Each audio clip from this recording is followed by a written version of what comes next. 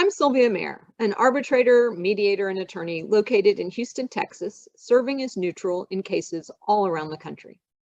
Thank you for clicking on Mayer on mediation and arbitration. Today, I want to talk about a myth, the myth that negotiation or mediation is a form of manipulation. A common misconception is that negotiation or mediation is a form of manipulation. I hear this from people. I strongly disagree. And here's why. Manipulation influences outcomes through deception, lies, fear, dominance. Whereas negotiation, and by extension mediation, influences decision-making through connection, communication, understanding, and exploration.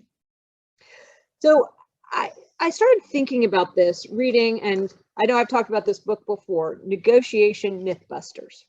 And this comes from one of the chapters in this book, and I want to share a few quotes from it. So the book is Dan Oblinger and Allan Tsang's Negotiation Mythbusters. And they write, when we use tactics designed to minimize consent, compel agreement, and leverage power and authority, we are no longer negotiating.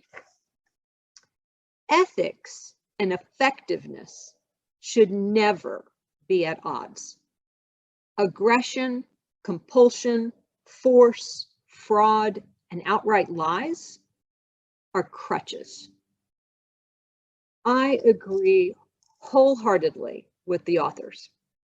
As a mediator, my job is to help the parties find their path to their resolution. It's not up to me to dictate what the outcome should be, or what the terms should be, or to bully or pressure or intimidate people. My job is to empower them to find the right path, the right outcome for their dispute. And we get from here, a dispute, to there, a resolution in many different ways. Through listening, through empathy, through connection and validation, through reframing and dialogue and sharing, through exploration, reciprocity, receptivity, and even haggling. To have a durable resolution, meaning something that you can finalize a settlement agreement and close on, we should not use manipulation. Why? Because dominance, lies, fear, and deception often result in a failed resolution.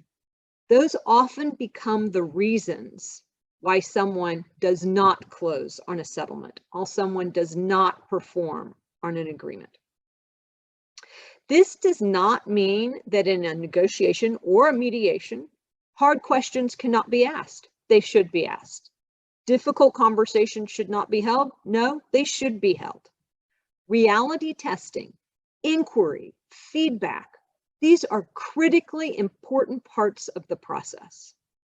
But there is a difference between inquiring and probing and sharing your impressions, sharing what you think the outcome may be, talking to somebody about the downsides and the downfalls of different positions, and fear, lies, intimidation.